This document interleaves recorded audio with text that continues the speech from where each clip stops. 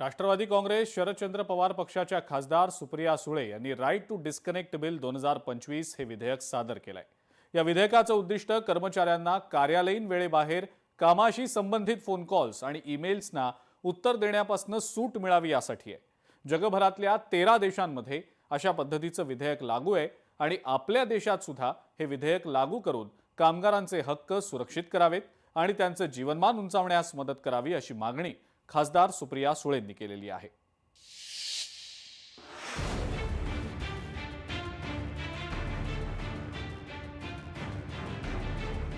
सुप्रिया सुळेंनी मांडले right to disconnect विधेयक। संसदेत राईट टू डिस्कनेक्ट विधेयकाची चर्चा। जगभरातील 13 देशांमध्ये धोरण लागू। कामगारांचं जीवनमान सुरक्षित करण्यासाठी नियमावली। विधेयक लागू करून कामगारांचे हक्क अबाधित ठेवण्याची मागणी। आजकाल डिजिटल क्रांतीमुळे कामाचे तास संपल्यावरही कार्यालयीन काम घरून करावं लागतंय।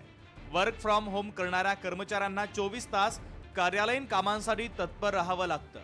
त्यामुळे कर्मचाऱ्यांच्या जीवनमान आणि आयुष्यावर अनिष्ट परिणाम होऊ लागले।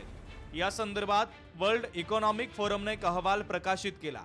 या अहवालानुसार अशा पद्धतीनं काम करणाऱ्या कर्मचाऱ्यांचं प्रमाण 70% अधिक आहे। कामाचा वेग वाढण्यासाठी हे चांगलं जरी वाटत असलं तरी याचा माणसाच्या एकंदर जगण्यावर दुष्परिणाम होण्याची शक्यता अधिक आहे। कर्मचाऱ्यांच्या व्यावसायिक आणि वैयक्तिक जीवनाच्या सीमारेषा त्यामुळे पुसल्या जाणार आहे। कर्मचाऱ्यांचे 24 तास उपलब्ध असणं अपेक्षित असेल तर त्यांना झोपेची कमतरता, तणाव, भावनिक थकवा, तीव्र रक्तदाब इत्यादी अतिरिक्त कामाचे धोके जाणवतात अशी शक्यता यात वर्तवली आहे। त्यामुळे कर्मचाऱ्यांच्या जीवनमानावर त्याचा मोठा परिणाम होतोय। ही परिस्थिती नियंत्रित करण्यासाठी आपल्या देशात राईट टू डिस्कनेक्ट कायदा लागू करण्याची मागणी संसदेत करण्यात आली आहे। दरम्यान राईट टू डिस्कनेक्ट विधेयक काय आहे आपण पाहूया। नवीन विधेयकानुसार कार्यालयीन वेळेनंतर कर्मचाऱ्यांवर कामाची सक्ती नाही। यावेळेत कर्मचारी कॉल्स, ईमेल्सना उत्तर देण्यास बाध्य राहणार नाहीत।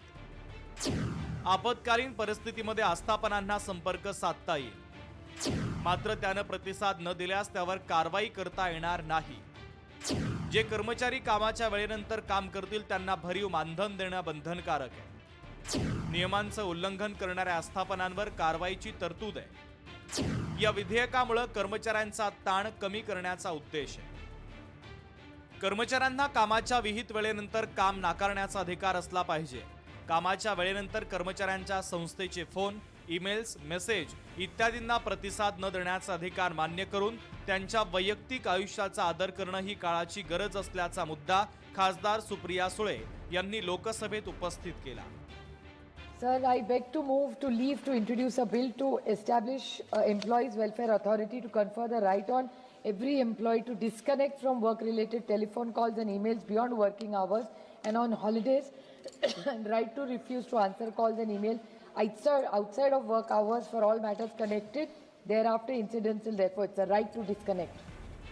राईट टू डिस्कनेक्ट कायदा असलेले देश नेमके कोणते आहेत तेही आपण पाहूया। France, Belgium, Australia, Italy, Spain, Greece, Portugal, Slovakia आणि आयर्लंड यासह 13 देशांमध्ये हा कायदा लागू आहे।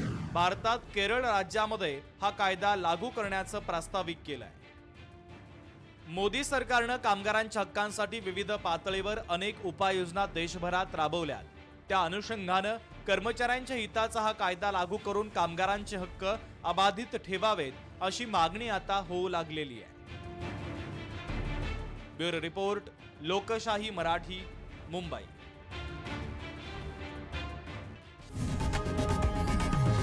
लोकशाही मराठी ऐका, पहा, जागरूक रहा।